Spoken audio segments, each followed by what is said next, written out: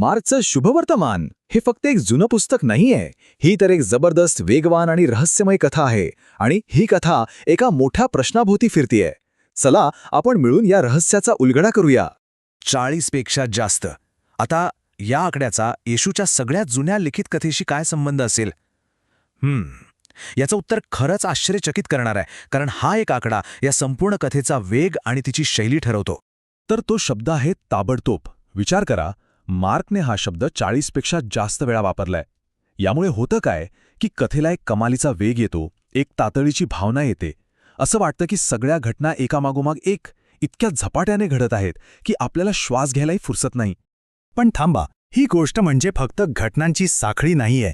हे एक प्रकारचं इन्व्हेस्टिगेशन आहे, एक तपास. मार्क आपल्याला एका मोठ्या प्रश्नाचं उत्तर शोधायला लावतो, आणि तोच प्रश्न या संपूर्ण कथेचा अगदी केंद्रस्थानी आहे. आणि तो प्रश्न आहे, हा येशू नक्की आहे तरी कोण? खरं तर संपूर्ण शुभवर्तमान याच एका प्रश्नाचं उत्तर शोधण्याचा प्रयत्न करतं.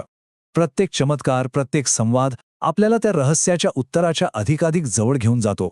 बरं, मग ह्या तपासाला सुरुवात करायची तर सगळ्यात आधी आपल्याला कथाकाराबद्दल जाणून घ्यावं लागेल. कारण त्याची ओळखच आपल्याला या कथेचा स्रोत काय आहे आणि ती किती विश्वासार्ह आहे याबद्दल बरंच काही सांगून जाते. परंपरेनुसार असं मानलं जातं की हे शुभवर्तमान योहान मार्कने लिहिलंय. आता हा मार्क फक्त एक लेखक नव्हता, तर तो होता प्रेषित पेत्र यांचा अगदी जवळचा सहकारी. इतका जवळचा की त्याला पेत्राचा दुभाषी किंवा इंटरप्रेटर म्हटलं जायचं. याचा अर्थ काय? याचा अर्थ असा की मार्कने जे काही लिहिलं ते थेट पेत्राने स्वतःच्या डोळ्यांनी पाहिलेल्या घटनांवर आधारित होतं. आणि याच कारणामुळे ही कथा फक्त एक गोष्ट राहत नाही, ती एका प्रत्यक्षदर्शी व्यक्तीच्या आठवणींचा, त्याच्या अनुभवांचा एक जिवंत दस्तऐवज बनते. आणि म्हणूनच तिला एक वेगळीच विश्वासार्हता आणि एक जिवंतपणा येतो. चला आता आपण थेट पुराव्याकडे वळूया. मार्क येशूची ओळख शब्दांमधून नाही, तर त्याच्या शक्तिशाली कृतींमधून करून देतो. मार्क येशूचं सामर्थ्य 4 वेगवेगळ्या क्षेत्रांमध्ये दाखवतो. पहिलं निसर्गावर, दुसरं भूतांवर, तिसरं रोगांवर आणि चौथं मृत्यूवर सुद्धा. म्हणजे बघा, तो वादळ शांत करतो, भूतांना आज्ञा देतो, आजारी लोकांना बरं करतो आणि इतकंच नाही तर मृतांनाही जिवंत करतो. खरं तर या कृतीच त्याच्या अधिकाराचा सगळ्यात मोठा पुरावा आहेत.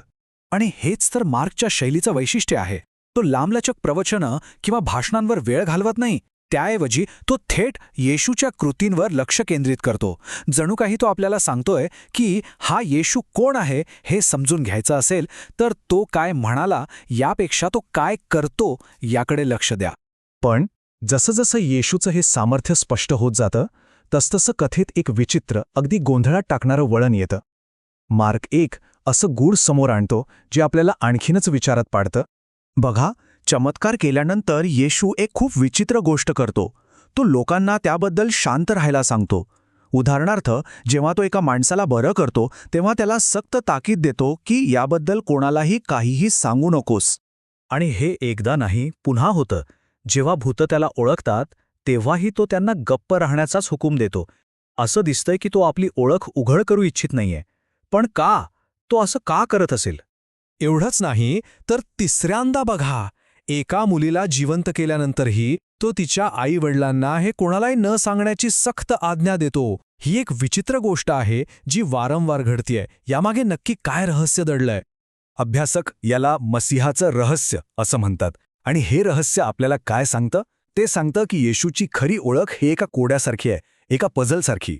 त्याचे चमत्कार पाहणं म्हणजे त्या पझलचा फक्त एक तुकडा पाहण्यासारखं आहे. पूर्ण चित्र समजून घ्यायचं असेल तर आपल्याला दुसरीकडे कुठेतरी पाहावं लागेल. आणि या रहस्याची उकल व्हायला सुरुवात होते शुभवर्तमानाच्या अगदी मध्यभागी. तिथे एक महत्त्वाचा टर्निंग पॉइंट येतो, जिथून कथेची दिशा पूर्णपणे बदलते आणि आपल्याला उत्तराच्या दिशेने घेऊन जाते. बघा, मार्कची कथा 2 स्पष्ट भागांमध्ये विभागलेली आहे. पहिल्या भागात म्हणजे पहिल्या 8 अध्यायांमध्ये आपण एका सामर्थ्यवान, चमत्कार करणाऱ्या विजयी येशूला पाहतो. पण 8व्या अध्यायानंतर चित्र पूर्णपणे पालटतं. तो एका दुःख सहन करणाऱ्या राजाच्या मार्गावर चालू लागतो, एक असा मार्ग जो थेट मृत्यूकडे जातो. आणि याच वळणावर आपल्याला त्या रहस्याचं उत्तर मिळायला लागतं. येशू लोकांना त्याची ओळख सांगण्यापासून का थांबवत होता? कारण लोकांना त्याचा अर्थ पूर्णपणे समजलाच नव्हता. ते सगळे एका विजयी राजाची, तलवारीच्या जोरावर राज्य करणाऱ्या मसीहाची वाट बघत होते. पण मार्क आपल्याला सांगतो की खरा मसीहा, खरा राजा वेगळा आहे.